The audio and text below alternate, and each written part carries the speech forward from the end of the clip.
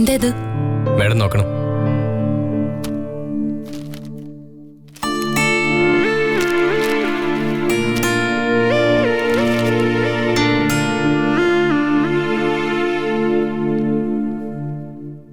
രാജിക്കത്തോ? എന്താ ഇത് സജീവ്?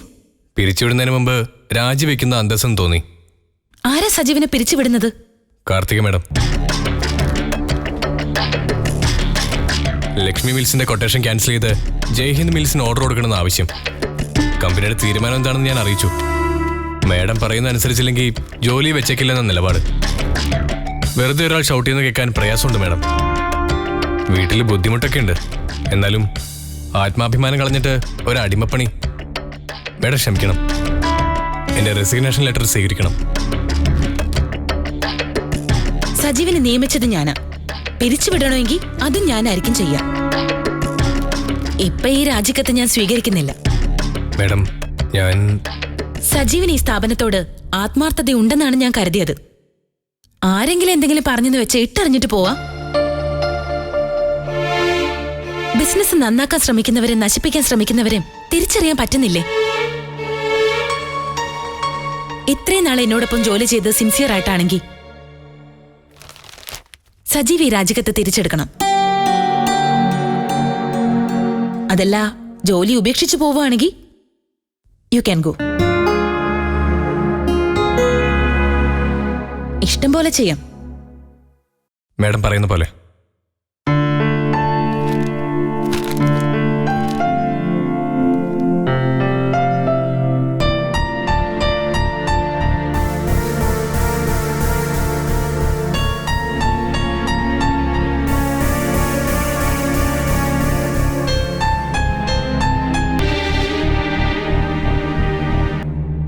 എന്താ, ആർക്കും ഒന്നും പറയാനില്ലേ?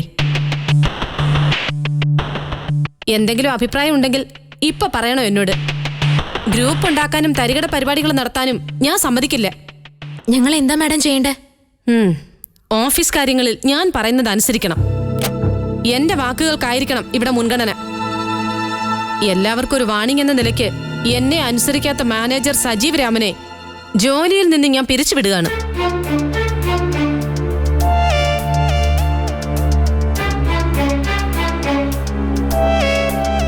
ഇന്നു മുതൽ സജീവ് ഈ സ്ഥാപനത്തിലെ സ്റ്റാഫ് അല്ല.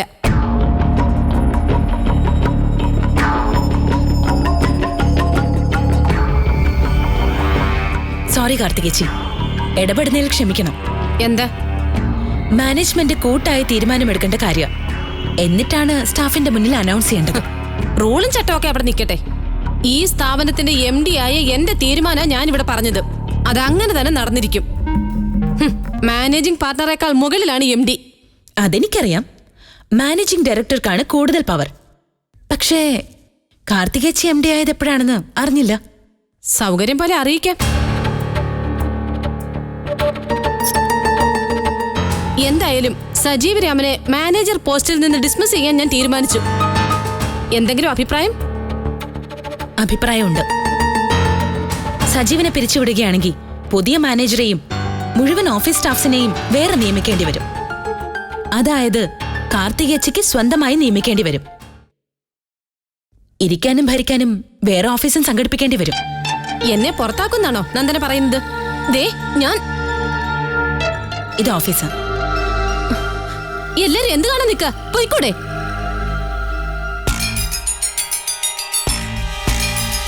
രണ്ട് പെണ്ണുങ്ങളും കൂടി ഈ പ്രസ്ഥാനം നശിപ്പിക്കുന്ന തോന്നുന്നേ.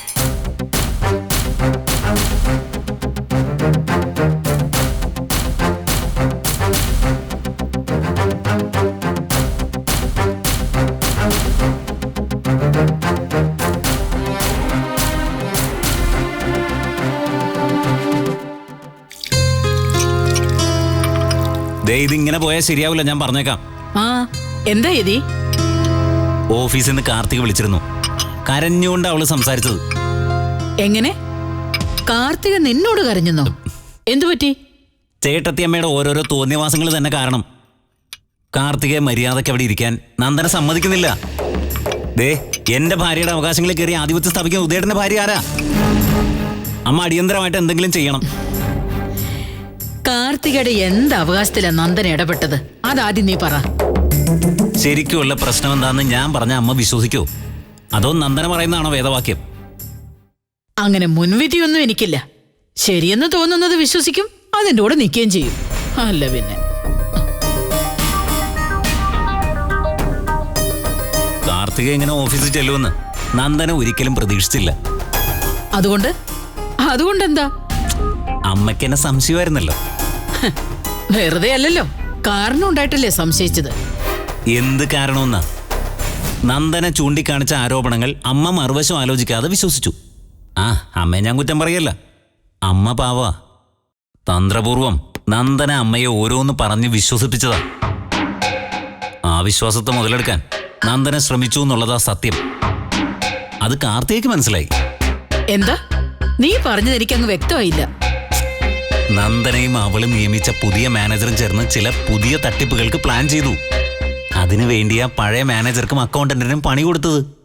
നന്ദനയുടെ ഈ നീക്കം കാർത്തിക മണത്തറിഞ്ഞു. ഇത്രയും ചുരുങ്ങിയ സമയം കൊണ്ടോ? അതേന്നേ, നന്ദനെ പോലെ വളഞ്ഞ ബുദ്ധിയില്ലാത്തോണ്ട് അത് കണ്ട പാട കാർത്തിക ചോദിച്ചത്. അതാണ് ഇപ്പോഴത്തെ പ്രശ്നങ്ങൾക്ക് കാരണം. അമ്മ അഭിപ്രായമൊന്നും പറഞ്ഞില്ല. നന്ദനയുടെ ഭാഗത്ത് അങ്ങനെ വല്ല പിഴവുകളും കണ്ടുപിടിച്ചിരുന്നുവെങ്കിൽ യതീന്ദ്രൻ എന്നോട് പറയായിരുന്നല്ലോ.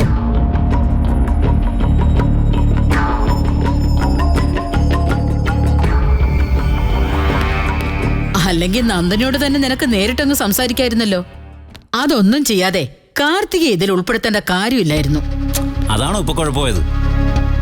കൂടുതൽ കുഴപ്പമാവരുത്, അത്രേ എനിക്ക് പറയാനുള്ളൂ. രണ്ടായാലും നന്ദന വരട്ടെ, ഞാൻ ചോദിക്കാം. ഓ, അമ്മയുടെ ചോദ്യമല്ലേ? സ്നേഹം പുരട്ടിയ ഒരു തലോടലായിരിക്കും അത്. പിന്നെ ഞാൻ മേശപ്പുറത്ത് കയറ്റി നിർത്തി ചോദ്യം ചെയ്യണോ? ആദ്യം കാര്യം എന്താന്ന് ഞാനൊന്ന് മനസ്സിലാക്കട്ടെ. കാര്യവും കാരണവും മനസ്സിലാക്കി സോൾവ് ചെയ്യാൻ നോക്കിയില്ലെങ്കിലേ സ്വന്തം മരുമോള് കാരണം ബിസിനസ് വെള്ളത്തിലാവും. പറഞ്ഞില്ലാന്ന് വേണ്ട. നീ എങ്ങോട്ടാ? ഒന്ന് പുറത്തു പോണം. എടാ, ചായ ഇട്ട് കുടിച്ചിട്ട് പോ. ഇപ്പൊ വേണ്ട, പോടാ. അല്ല എല്ലാ സ്റ്റാഫ് മെമ്പേഴ്സിനെയും ഇമ്മീഡിയറ്റ് ആയി ഒരു വിവരം അറിയിക്കണം. മാനേജർ സജീവ് രാമനെ ഞാൻ ജോലിയിൽ നിന്നും പിരിച്ചുവിടുന്നു. എന്താ കാരണം മാഡം? എന്താ? ജോലിയിൽ വീഴ്ച വരുത്തി, സാമ്പത്തിക ക്രമക്കേട്, മാനേജ്മെന്റിനോട് ധിക്കാരപരമായി പെരുമാറി. പോരെ കാരണങ്ങള്? ഒരു സ്ത്രീയായ എന്നോട് മോശമായി സംസാരിച്ചതായി ഒരു പേപ്പർ കൊടുത്താൽ മതി, അവനകത്താ. ഇപ്പൊ അങ്ങനെ ചെയ്യുന്നില്ല ഞാൻ. നാളെ മുതൽ അയാൾ മാനേജറോ ഇവിടുത്തെ ജീവനക്കാരനോ അല്ല. സജീവുമായി ഇവിടുത്തെ ഒരു സ്റ്റാഫിനും ഒരു കമ്മ്യൂണിക്കേഷനും വേണ്ട. അപ്പൊ മാനേജറോ? പുതിയ മാനേജർ വരും. കാർത്തിക മാഡത്തിന്റെ ഉത്തരവാണെന്ന് പറഞ്ഞാൽ മതി. ചോദിക്കാൻ വരുന്നവരെ ഇങ്ങോട്ട് വിട്, ഞാൻ സംസാരിച്ചോളാം. ഓക്കെ? ശരി മാഡം.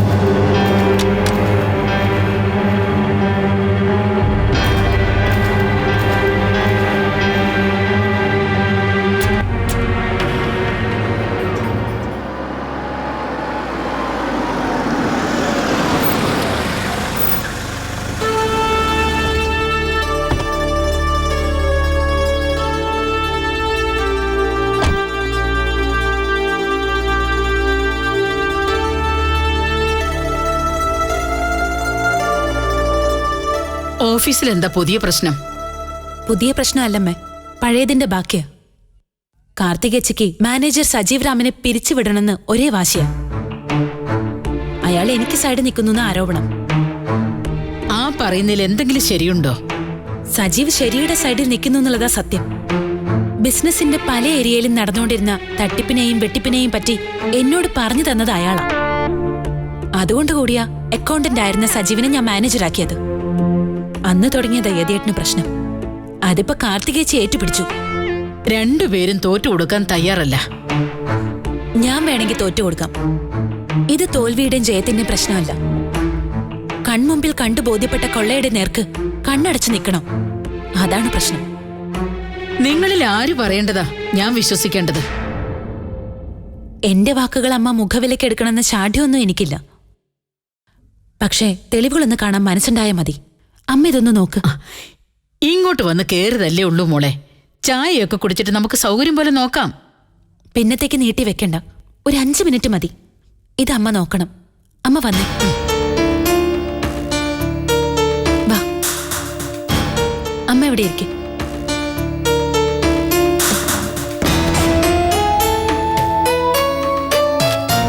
ഇത് നോക്ക്.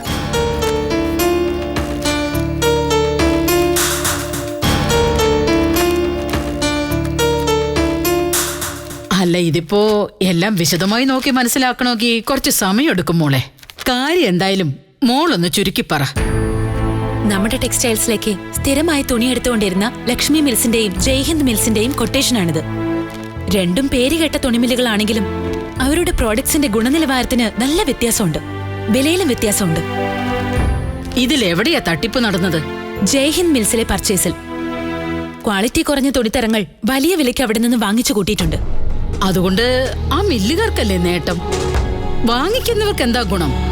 അതിലാണമ്മേ തട്ടിപ്പ്. വലിയ തുക കൊടുത്തതായി രസീറ്റും ബില്ലും കാണും. വാസ്തവത്തിൽ അതിന് പകുതി വിലയെ കൊടുത്തിട്ടുണ്ടാവും. ബാക്കി പണം ആരാണോ ആ ഏർപ്പാട് നടത്തിയത് ആളുടെ പോക്കറ്റിലേക്ക് പോവും. അങ്ങനെ പല തവണ പർച്ചേസ് നടന്നിട്ടുണ്ട്. 1000-ന്റെയോ 10,000-ന്റെയോ ഇടപാടല്ല നമ്മ ഓർക്കണം. പലപ്പോഴായി ഇത്തരത്തിൽ ലക്ഷങ്ങളാണ് ചോർന്നിട്ടുള്ളത്.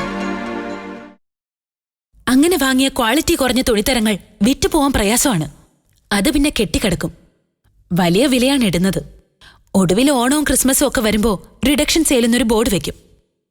കുറച്ചെങ്കിലും സെയിൽ നടന്നാ ഭാഗ്യം. പക്ഷെ മുടക്കിയ മുതലിന്റെ പകുതി പോലും കിട്ടില്ല. കേട്ടിട്ട് വിശ്വസിക്കാൻ പറ്റുന്നില്ല. ഇതൊരു ഭാഗം മാത്രമേ ആയുള്ളൂ. ഇനിയുണ്ട് മിസ്മാനേജ്മെന്റിന് ഉദാഹരണങ്ങൾ. വെറുതെ പറയുന്നതല്ല, തെളിവുണ്ട്. ഈ പേപ്പേഴ്സ് ഒന്ന് നോക്കിയാ അമ്മയ്ക്ക് ഏറെക്കുറെ മനസ്സിലാവും. നോക്കാം ഞാൻ. ഏതായാലും ഇതെന്റെ കയ്യിലിരുന്നോട്ടെ, മോള് ചെല്ലേ.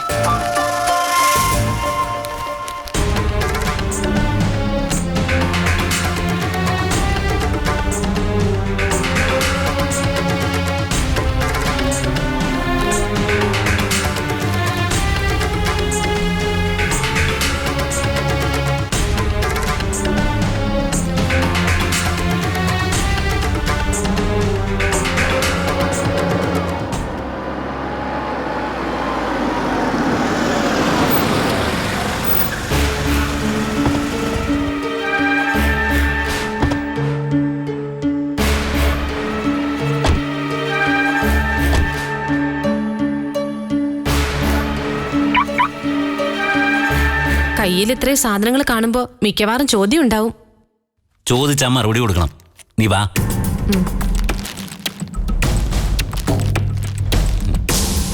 നീ അതിങ്ങ് തന്നെ. യതീന്ദ്ര, കാർത്തിക അവിടെ നിന്ന് നിന്നേ.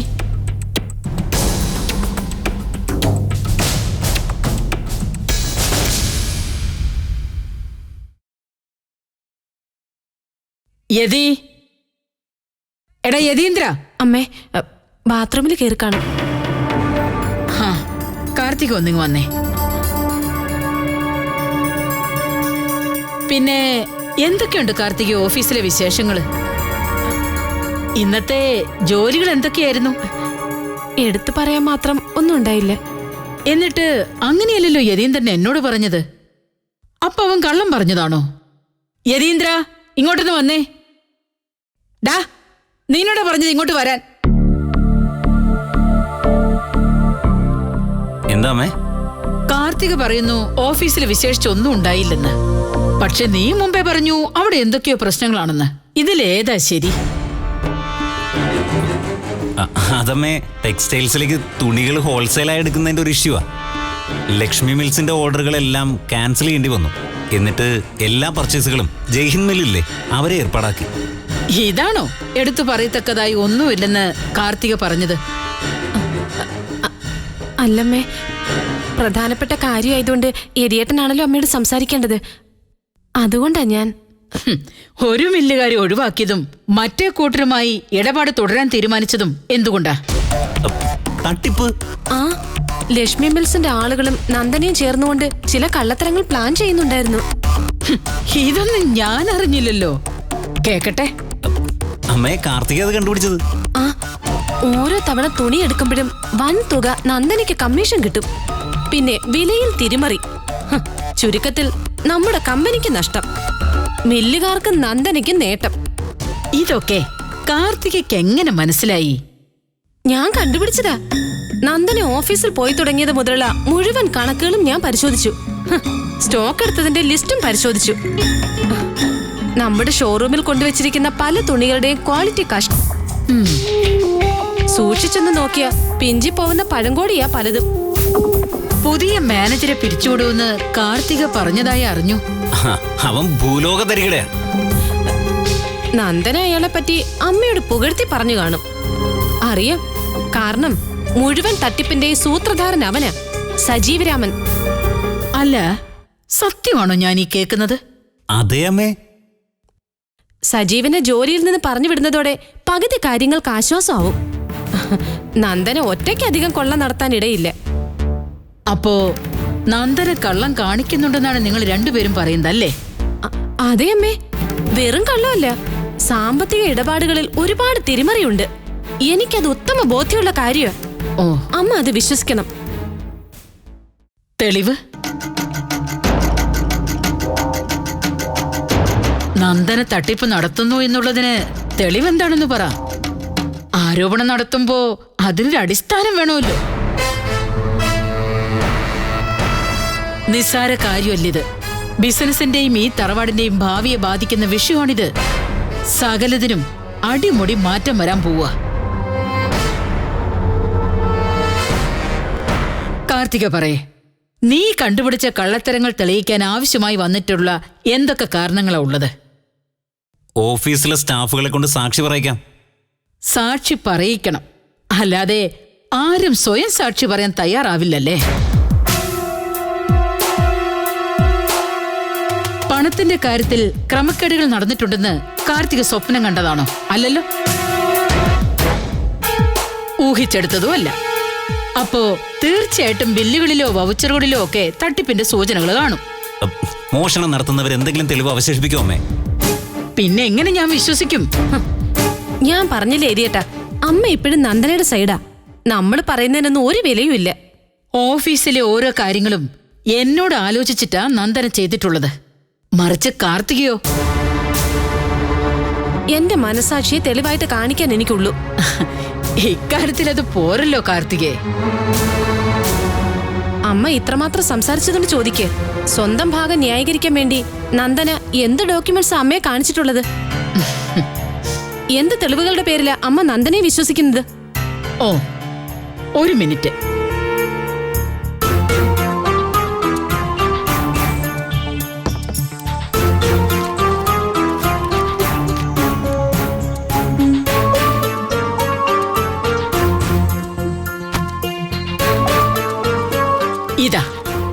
ഇതാണ് നന്ദന എന്നെ കാണിച്ച തെളിവുകൾ. ഇതെന്തൊക്കെയാണെന്ന് രണ്ടുപേർക്കും ഞാൻ പറഞ്ഞു തരണോ? എന്താ ഒന്നും മിണ്ടാത്തത്? കരുതിക്കുട്ടിയുടെ നീക്കോ നന്ദനയുടേത്. ആദ്യമേ ഒറ്റയ്ക്ക് കയറി അങ്ങ് ഗോൾ അടിക്കുക. മുൻകൂർ ജാമ്യം എടുക്കേണ്ടത് നന്ദനയുടെ ആവശ്യമല്ലേ?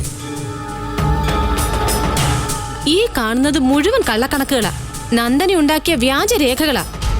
നന്ദനയോടുള്ള ദേഷ്യം കാരണം അതും ഇതും പറയരുതേ കാർത്തികേ. എനിക്കുറപ്പുള്ള കാര്യമാ, ഇത് മുഴുവൻ കള്ളക്കണക്കുകളാ. എങ്കിലേ ഇപ്പൊ തന്നെ നമുക്ക് ഓഫീസ് വരെ ഒന്ന് പോവാം.